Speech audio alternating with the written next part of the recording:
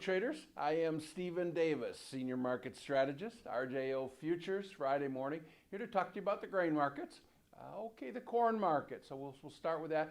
We had a medium, a moderate start to planting here, and now we have a very hot and dry June so far. So the corn market is not going to sell off and break on the first rounds of rains that we get here.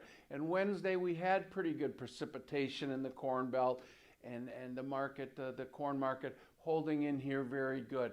What the corn market needs to see is just normal average rainfall, good precipitation across the whole Corn Belt. So our first chart here today in corn, you can see we're in very good support. One thing I want to point out on the charts on corn, the very good support underneath this market. So, it's going to take selling and a lot of selling to break through this support. So the market looks very well supported here moving forward. Certainly Sunday night's weather and rainfall events are going to be the catalyst for price discovery early next week. Looking at the 6 to 10 day forecast, it doesn't look like it has that much rainfall in it. So we'll be talking more about that. Already some of these grain analysts are wrapping down their yield production of corn. It's a little bit early in the season for that, but nonetheless, this is what we're hearing. Okay, the soybean market. So we had the NOPA, the soybean crush data out for May yesterday. Very good numbers, above average estimates from analysts here, which creates a lot of supply of soybean meal.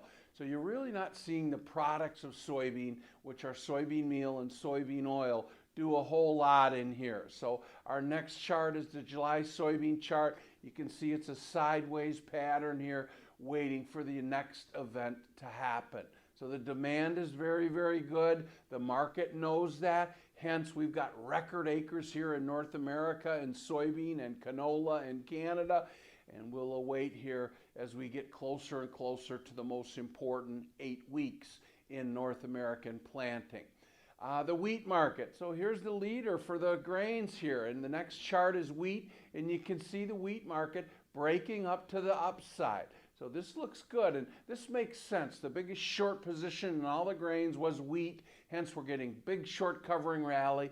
The Kansas City wheat, you've got a weekly reversal up this week. So those are rare chart patterns. So we're seeing a real good short covering cleansing in wheat, and it's the leader here in the world. One caveat is as we rally in the wheat market, we're pricing ourselves out of the world business. Egypt, the biggest wheat buyer, has 12 different countries to choose from when it buys its wheat, and a lot of the origin is Romania and Russia and Ukraine, and that was different than 20 years ago. So that's it, wrapping this up. Sunday night weather, we'll see how things change. Yesterday, midday weathers came out drier and hotter, and we rallied. So we'll look for these midday weather here update, and then again Sunday night.